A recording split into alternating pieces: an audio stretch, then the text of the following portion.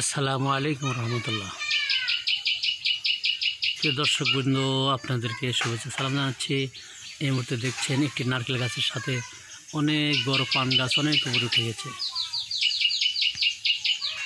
আপনারা নিশ্চয়ই খেয়াল করছেন,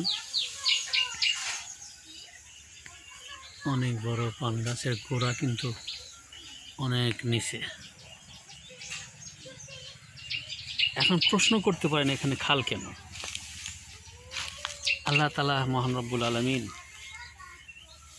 অনেক গাছ দিয়ে মহা ঔষধ তৈরি করে রেখেছেন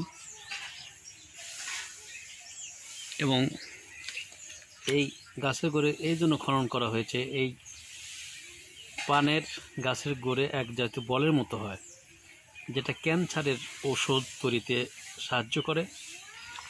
এর জন্য কিছু মানুষ এসে এখানে খনন করেছে এবং এই বাড়িটার যিনি মালিক তাদের কিন্তু তারা জানায়নি। তারা গোপনে রাত্রে এসে খুঁড়ে ওই বল জাতীয় জিনিস তোলার চেষ্টা করেছে এবং তারা ক্যান্সারের ওষুধ বানানোর চেষ্টা চালিয়েছে।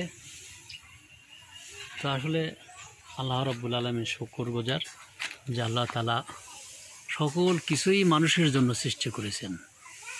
ওয়াইন তাউদ্দু নি'মাতাল্লাহি লা তুহসুহা, যে আল্লাহর শুকরিয়া আদায় করে শেষ করা যাবে না।